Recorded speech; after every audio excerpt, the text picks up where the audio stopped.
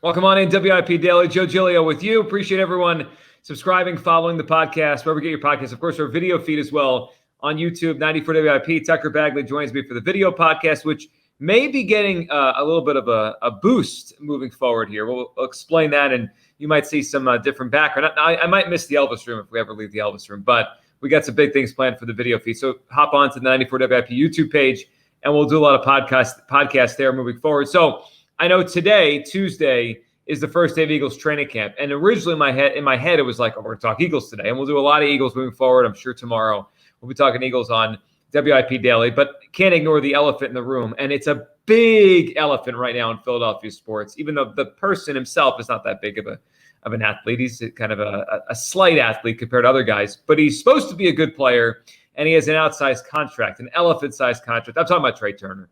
And, I've been critical of him from the jump. I'm just thinking about my thought process on Trey Turner as this year has gone on. And I remember sitting down maybe late April, third week April, and whoever I was with, I said, I really haven't been impressed yet with Trey Turner. That was my first thought. It's 3 weeks in, $300 million player. We know his track record. I was like, I haven't been impressed at all. And then about another month went by, and he hadn't turned around. I'm like, he hasn't been good.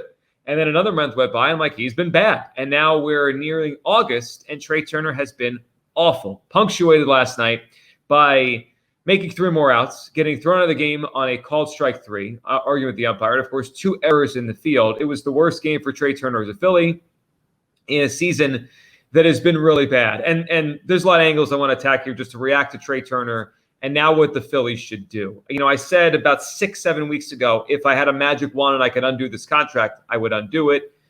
Faced a lot of resistance on that. People said, oh, it's his track record, blah, blah, blah. First year in Philly. I would absolutely undo his contract. Obviously, that's not possible. Otherwise, many teams would undo contracts after the first year or half a year when they watch a player and they're like, that's not the guy I thought I bought. So Trey Turner's been bad. The Phillies have a problem on their hands now. There is a real chance this becomes the worst contract in baseball at some point. I know Anthony Rendon kind of has that mantle right now because he's always hurt and he's not that good anymore. But whenever that contract runs out in a year or two, Trey Turner's looming as the next bad contract in baseball. It's starting to remind me of Jason Hayward when he went to the Chicago Cubs. The Cubs did a lot of things right under Theo Epstein, the way the Phillies have under Dave Dombrowski and John Middleton with getting some big names and making big moves and putting this team in contention and opening a contention window. But the Cubs totally whiffed on Jason Hayward. It was a bad contract almost from the jump. He was awful his first year. They happened to win the World Series, but he was awful. And it never really got better. And it was almost like walking the plank, watching that guy on that team as the years went on, because the beginning it was like, well, he'll turn it around. And then as time went on, it was like, well, as long as he's okay. And then it was like, well, we have to drop him in the lineup. And then it's, well, we got to play him less. And then he became a platoon player and barely played. And eventually the whole thing just ended and fell apart at the end. And I forget if they let it run out or if they DFA'd him at some point, but he's on the Dodgers now and has a second life to his baseball career. But it's starting to remind me of Jason Hayward. And last night was so ugly. I thought it was petulant behavior by Trey Turner. I don't want to hear the excuses of, I didn't really say anything bad. I just threw my gloves. Dude, you're arguing with the umpire after a called strike 3. You're just with that, you were on the verge of getting thrown out. And then throwing your gloves, even though that may be a normal thing on strike 3 or the end of an inning, right? He's got to get rid of his batting gloves and his helmet because he's got to go to the field. Doing it in the midst of an argument, I mean, you're showing up the umpire. I'm not surprised. I don't really feel sympathetic he got thrown out of the game. That's on him. And actually for the Phillies, probably better he wasn't in there because he stinks right now. I mean, there's no other way to say it. Trey Turner has stunk. So a couple things hit me, and then we'll get Tucker's reaction on Trey and this season. I think the Phillies should sit Trey Turner today and maybe tomorrow. Just give him a couple days to clear his head here, because I think we're at the point now where it could go from bad to worse to ugly. And what I mean by that is they're at home. They go back on the road this weekend to Pittsburgh. Day off on Thursday. There were boos last night, real boos for the first time for Trey Turner. And I don't know if he's ever been booed before. He came up to the Nationals in 2015, pretty instantly in 2016. He was a really good young player. They were a competitive to a contending team, obviously won a world championship in 2019. He gets traded to the Dodgers, a couple years later. He's in a pennant race. He hits well. They're a 100-win team, 111-win team last year. I really don't know if Trey Turner's ever been booed like that on a major league field. Washington's not the kind of market that boos their players, and Trey Turner, again, was a good player for them. LA was a 111-win team, and what are you going to boo on a 111-win team? And the year he got there, they won 106. So the first year was there that he was on a 106-win team. Last year on a 111-win team. I can't imagine there's many nights the Dodgers fans are ever booing. All they do is win. So last night may have been the first time real significant boos were directed at him. Not like he ends an inning, the team is struggling, or in a 6-game loser streak, and there's some boos in the crowd. No, this was at Trey Turner. And I don't know how he's going to handle it. You know, we heard the quotes last night. He still thinks he's a good player. He's close. That may be true. He may feel that way. He may be built for this. It also may be a front. I mean, I have no idea. For a guy, when you don't know how players are going to react if they've never felt this kind of adversity. And I know Trey's had slumps. He's had some tough Aprils and Mays, and we talked about that early in the year, why he might bounce back, because April and May tend to be slower months for him. But I don't think he's ever had a first 4 months like this. I don't think he's ever been booed like he was last night, you know, in that significant way, as clearly the guy being booed. So a couple home games to go, and then they go back on the road. I don't think it'd be the worst thing in the world to let him sit down and clear his head for a day or two instead of going back out there. And let's just say he's 0 for 4 tonight with 3 strikeouts, which based on his season is certainly possible. So that's the first thing, is I do think that sitting him could be a good thing. And then the other thing, when he gets back in the lineup, whether that's today, tomorrow, or Friday in Pittsburgh, the Phillies have to stop this, well, this is our lineup thing, and it's going to work. At some point, you have to pivot. You know, we may look up at the end of the year if the Phillies miss the playoffs by a game or two. And I put some of this certainly on Rob Thompson, some of it I think on the front office. I mean, all we hear in baseball now is it's collaborative. I mean, someone's got to sit down with Rob Thompson and say, look, I know your thing, and why the players have responded to you is you are consistent, you are calm, you don't panic. But Rob, it's not panicking if in late July, last week of July, you shake up the lineup and you move one of the worst hitters in baseball down. I don't think that's panic. I think that is reflective of reality. And at some point here, the Phillies just can't let both Schwarber, who's been hitting 1, and Turner hitting 2, just make out after out. I would leave Schwarber near the top because 1, he's more comfortable there. 2, at least he provides power. And 3, he's been better as the year has gone on. He's been better, let's say, June 1st to now than he was before that. So it's still an uptick for him. I'm not really seeing an uptick from Trey Turner. I'm seeing the same nonsense I saw in April and May with everything with him at the plate. So they got to really consider dropping him in the order. And I don't care how much he makes. That's irrelevant to the batting order conversation. It's very relevant to the future of the Phillies, because it feels like a jail sentence right now, the contract that they signed him to and how long he's going to be here and how much money he has owed. But they can't let that dictate their lineup decisions. He's killing the team. Every single time he's up in a rally, you feel like it's going to die.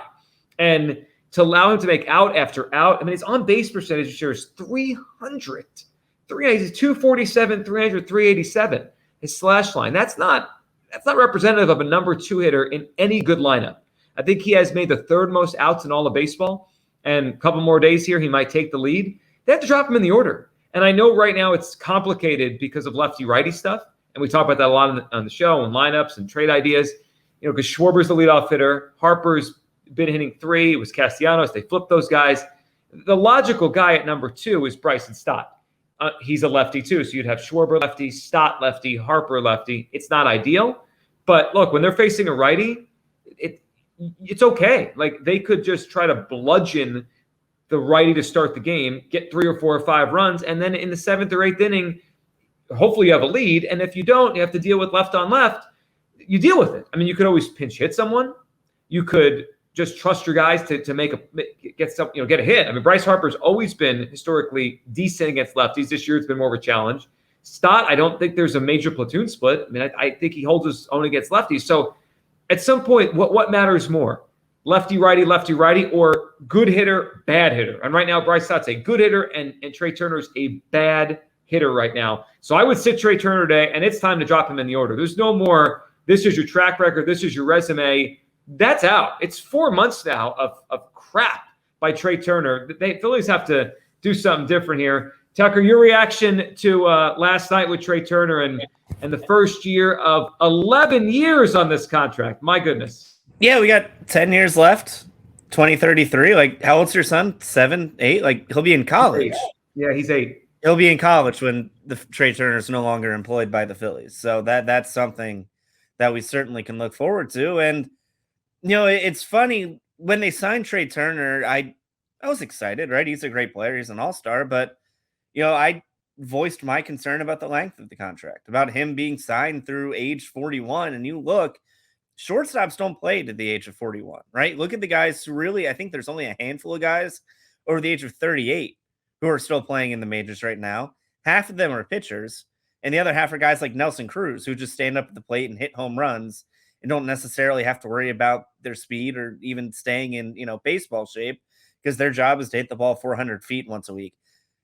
Trey Turner's game is completely opposite of that, right? Like, he's a guy whose game is based around speed, athleticism, and the fact that we have another decade to go, and it's already apparent that he's maybe losing it a little bit. Like, the only thing that he does well right now is run fast. His sprint speed, still 99th percentile in, Major League Baseball. That's fantastic.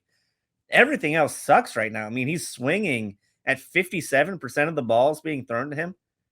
Like, if you throw 6 pitches in the dirt, he's liable to swing at half of them. I don't know why any pitcher ever throws him a strike. The one maybe highlight he has all season, that walk-off home run he hit back in June, and that was an 83-mile-per-hour slider at the top of the zone. Like, I would be more concerned if a guy like Garrett Stubbs didn't hit that out, as opposed to throwing a parade because Trey Turner did. You just look at what he's done this season, and I tweeted last night when Edmundo Sosa lined into that double play. I mean, Trey Turner would have struck out in that situation, right? Like, there's zero doubt in my mind that Trey Turner would have swung at 3 low and away sliders and would have struck out, and maybe they would have won the game because, they would have had men on first and second there.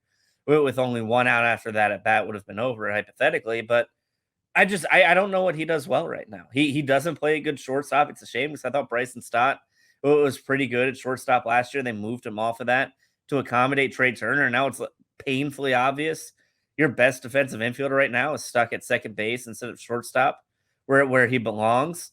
He doesn't put together good at bats, and this team and this lineup was built around having him at the top, right? Like, they don't have a lot of other right-handed options. We talked a little bit yesterday about bringing Cody Bellinger and maybe this lineup becoming even more left-handed heavy. This lineup works if guys like Trey Turner, J.T. Realmuto, who's also stunk, but we're not really talking about it yet, Nick Castellanos, who has stunk in the second half. I mean, the Phillies need the right-handed bats to hit, because this entire lineup is kind of based around having them separating guys like Schwarber, like Harper, like Stott, even Brandon Marshall, I think, still leads the team in OPS.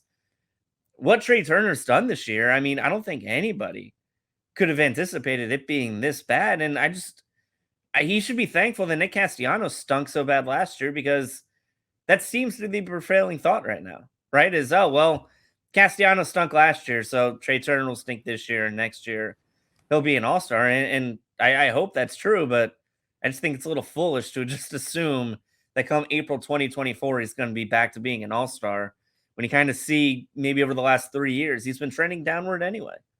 Yeah, I'm glad you brought that up, because that's been the crutch for everyone over the past 2 months. Every time Trey Turner comes up, well, it's his Castellanos year. It's just, leave him alone. It's his Castellanos year. First of all, no. We can't just ignore it. And there's no button to press to fast forward to next April and hope it's his Castellanos year. I have to watch this nonsense every night with this guy hurting the team. The second thing, I think there's some similarities between Castellanos and Turner. First of all, Turner's supposed to be better. He made 3 times as much money in free agency, but their approach at the plate is not great, either of them. They both are free swingers. They both are not very patient hitters. I don't think they have great plate recognition. So I could see why decline would hit both of them faster at the plate as hitters than other guys. They lose their bat speed a little bit, pitch recognition never great, and pitchers take advantage. I see some similarity, but here's one difference. Castellanos has always been up and down kind of player. He has good year, bad year, good year, bad year. He had a career year before he got here. Then the Phillies signed him off of that. Now, was that wise? Probably not, but they did that. Castellanos' best, we're not that far removed from it.